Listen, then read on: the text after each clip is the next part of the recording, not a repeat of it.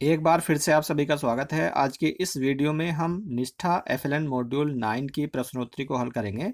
मैंने इस वीडियो में 2 बार प्रश्नोत्तरी को हल करके दिखाया है और देखा है कि कैसे हमारे 20 में से 20 मार्क्स हमें प्राप्त हुए हैं। तो आप भी इसी तरह से अपनी प्रश्नोत्तरी को हल कर सकते हैं। वीडियो में आगे बढ़ने से पहले प्लीज़ एक छोटी सी रिक्वेस्ट है कि अगर आपने अभी तक चैनल को सब्सक्राइब नहीं किया है तो प्लीज़ चैनल को सब्सक्राइब कर लीजिए और साथ ही साथ बेल आइकन को भी प्रेस कर लीजिए, जिससे कि इसी प्रकार की वीडियोस के नोटिफिकेशन आपको आसानी से मिलते रहें। मैंने आप सभी की हेल्प के लिए एक टेलीग्राम ग्रुप और टेलीग्राम चैनल भी बनाया है, जिसका लिंक मैंने डिस्क्रिप्शन में दे दिया है। आप उसे भी ज्वाइन कर सकते हैं। तो आइए प्रश्नोत्तरी को हल करते हैं। देखिए, प्रश्नोत्तरी को हल करने के लिए जैसे हम यहाँ पर क्लिक करते हैं तो आप देखते हैं कि प्रश्नोत्तरी का पहला प्रश्न हमारे सामने यहाँ पर आ गया है। एक एक करके हम प्रश्नों को हल करेंगे और लास्ट में हम देखेंगे कि हमारा स्कोर क्या प्राप्त हुआ है। तो आइए शुरू करते हैं। सबसे पहला प्रश्न आप यहाँ पर देख रहे हैं, एक संघ एक संघता की समझ के निर्माण के लिए बच्चों को का अर्थ समझने की आवश्यकता नहीं है। तो यहाँ पर संख्या निर्देश करने की प्रणाली, पहला ही विकल्प सही है तो इसी को सेलेक्ट करते हैं और नेक्स्ट पर चले जाते हैं। जिन चीज़ों में कुछ विशेषताएं समान हैं उन्हें एक साथ रखने की क्षमता में वृद्धि होती है। यहाँ पर वर्गीकरण सही है तो वर्गीकरण को हमने सेलेक्ट कर लिया है और नेक्स्ट पर चले जाते हैं। कब कहा जाता है कि एक बच्चे ने आकार और स्थान की समझ हासिल नहीं की है? जब बच्चा बिना समझे घन घनाभ गोला आदि आकृतियों के नाम रटता है। चौथा विकल्प यहाँ पर सही है, इसी को सेलेक्ट करते हैं और नेक्स्ट पर चले जाते हैं। निम्नलिखित में से कौन सा आकलन का उपयुक्त तरीका नहीं है? यहाँ पर याद रखने पर आधारित एक परीक्षा, तो ये तीसरा विकल्प यहाँ पर सही है तो इसी को सेलेक्ट करते हैं और नेक्स्ट पर चले जाते हैं। निम्नलिखित में से कौन सा संख्याओं का प्रकार और उपयोगिता नहीं है? यहाँ पर सौंदर्य संख्या, तीसरा विकल्प सही है तो इसी को सेलेक्ट करते हैं और नेक्स्ट पर चले जाते हैं। गणना की प्रक्रिया के दौरान विद्यार्थी क्या नहीं कर रहा होता है? यहाँ पर नंबर के नाम लिखता है, यहाँ पर तीसरा विकल्प सही है तो इसी को सेलेक्ट करते हैं और नेक्स्ट पर चले जाते हैं। निम्नलिखित में से किसमें दिए गए नियम के अनुसार वस्तुओं के संग्रह का क्रम शामिल नहीं है? तो यहाँ पर वर्गीकरण है तो वर्गीकरण को सेलेक्ट करते हैं और नेक्स्ट पर चले जाते हैं। वस्तुओं के समूह के आकार को मापने और संप्रेषित करने के लिए निम्नलिखित में से किसका उपयोग किया जाता है? कॉर्डिनल संख्या, दूसरा विकल्प यहाँ पर सही है, इसी को सेलेक्ट करते हैं और नेक्स्ट पर चले जाते हैं।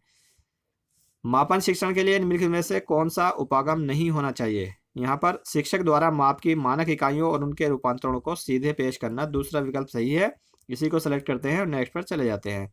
वह प्रक्रिया जिसके द्वारा व्यक्तियों के बीच गणितीय प्रतीकों, संकेतों, आरेखों आलेखों के माध्यम से सूचनाओं का आदान प्रदान किया जाता है के रूप में जाना जाता है। यहाँ पर गणितीय संचार है तो ये चौथा विकल्प सही है, इसी को सेलेक्ट करते हैं और नेक्स्ट पर चले जाते हैं। निम्नलिखित में से कौन सा पूर्व संख्या कौशल नहीं है?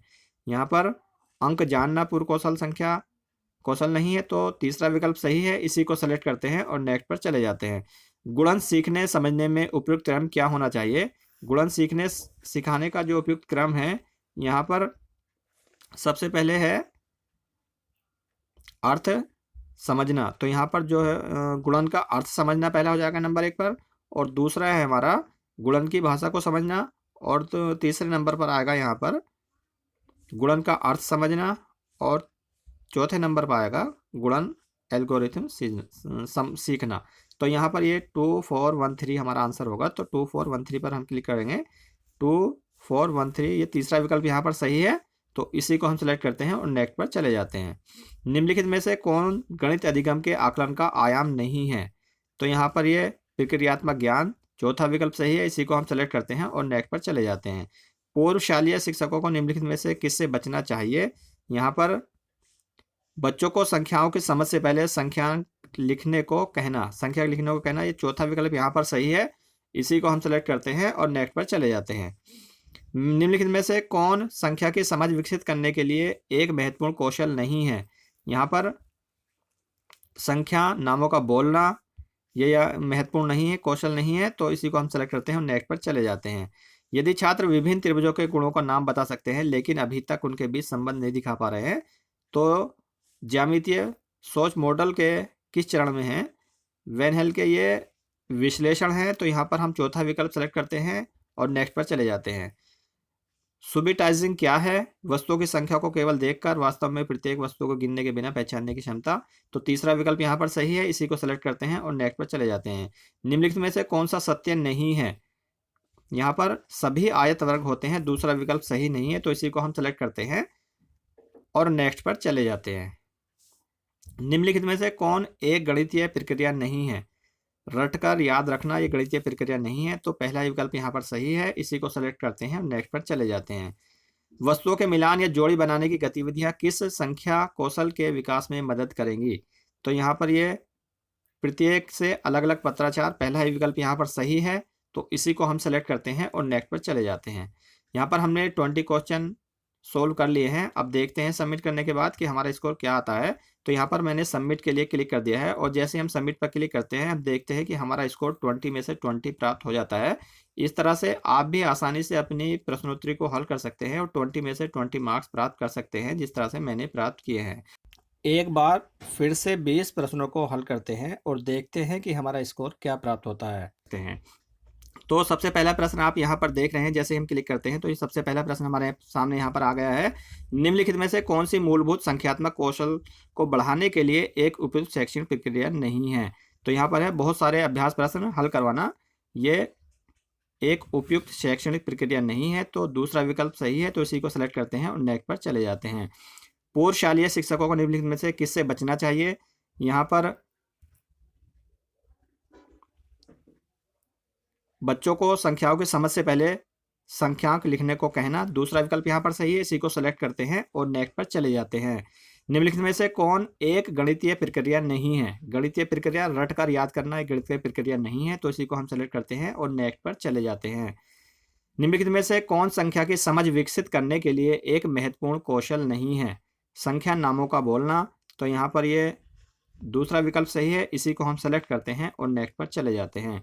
मापन शिक्षण के लिए निम्नलिखित में से कौन सा उपागम नहीं होना चाहिए? मापन शिक्षण के लिए शिक्षक द्वारा माप की मानक इकाइयों और उनके रूपांतरणों को सीधे पेश करना, दूसरा विकल्प ये सही है यहाँ पर, इसी को हम सेलेक्ट करते हैं और नेक्स्ट पर चले जाते हैं। सुबिटाइजिंग क्या है? वस्तुओं की संख्या को केवल उन्हें देखकर और वास्तव में प्रत्येक वस्तु को गिनने के बिना पहचानने की क्षमता ही जो है सुबिटाइजिंग कहलाती है, तो दूसरा विकल्प यहाँ पर सही है, इसी को हम सेलेक्ट करते हैं और नेक्स्ट पर चले जाते हैं। एक संगता की समझ निर्माण के लिए बच्चों को का अर्थ समझने की आवश्यकता नहीं है। यहाँ पर संख्या निर्देश करने की प्रणाली, दूसरा विकल्प यहाँ पर सही है, इसी को हम सेलेक्ट करते हैं और नेक्स्ट पर चले जाते हैं। संख्याओं को सीखने से पहले एक बच्चे को वस्तुओं को क्रमबद्ध करने में सक्षम होना चाहिए, क्योंकि क्रम संख्या को क्रम में रखने या क्रम में रखने से संबंधित, दूसरा विकल्प यहाँ पर सही है, इसी को हमने सेलेक्ट कर लिया है और नेक्स्ट पर चले जाते हैं। एक संग्रह की कोऑर्डिनेलिटी को तुरंत समझने की क्षमता आमतौर पर बिना गिनती के 4 या 5 से अधिक नहीं को कहा जाता है सुबिटिजेशन। सुबिटिजेशन यहाँ पर दूसरा विकल्प ही सही है, तो इसी को हम सेलेक्ट करते हैं और नेक्स्ट पर चले जाते हैं। अंक क्या होते हैं? संख्याओं के लिए प्रतीक, तो यहाँ पर चौथा विकल्प सही है, इसी को सेलेक्ट करते हैं और नेक्स्ट पर चले जाते हैं।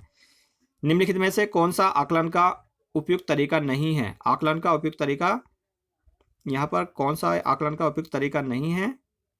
याद रखने पर आधारित एक परीक्षा, तीसरा विकल्प यहाँ पर सही है, इसी को हम सेलेक्ट करते हैं और नेक्स्ट पर चले जाते हैं। वस्तुओं के मिलान या जोड़ी बनाने की गतिविधियां किस पूर्व संख्या कौशल के विकास में मदद करेंगी? तो यहाँ पर ये वर्गीकरण है, तो वर्गीकरण को हमने सेलेक्ट कर लिया है। वस्तुओं के मिलान या जोड़ी बनाने की गतिविधियां, मिलानों करने के लिए प्रत्येक से अलग अलग पत्राचार, क्योंकि वस्तुओं का मिलान किया जाएगा तो प्रत्येक से अलग अलग पत्राचार होगा, तो पहला ही विकल्प यहाँ पर सही है, तो इसी को सेलेक्ट करते हैं और नेक्स्ट पर चले जाते हैं। निम्नलिखित में से कौन सा युग्म एक दूसरे के पूरक नहीं है? तो यहाँ पर जो पूरक नहीं है घटाव और गुणा है, तो यहाँ पर घटाव और गुणा पहला ही विकल्प सही है, तो इसी को हम सेलेक्ट करते हैं और नेक्स्ट पर चले जाते हैं। निम्नलिखित में से कौन सा सत्य नहीं है?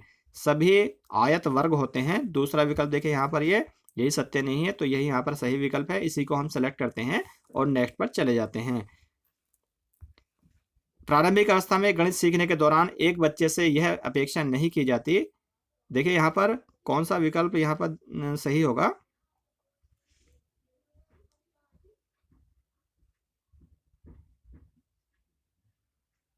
ये चौथा विकल्प है, गणितीय तकनीकों के लिए आवश्यक परंपराओं को जाने, तो यहाँ पर चौथा विकल्प सही है, इसी को हम सेलेक्ट करते हैं और नेक्स्ट पर चले जाते हैं।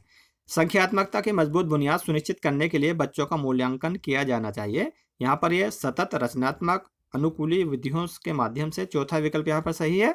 तो चौथे विकल्प को हम सेलेक्ट करते हैं और नेक्स्ट पर चले जाते हैं। निम्नलिखित में से किसमें दिए गए नियम के अनुसार वस्तुओं के संग्रह का क्रम शामिल नहीं है? तो यहाँ पर क्रम शामिल नहीं की बात है, तो यहाँ पर हम वर्गीकरण करेंगे। तो वर्गीकरण यहाँ पर सही है, तो वर्गीकरण को हम सेलेक्ट करते हैं और नेक्स्ट पर चले जाते हैं।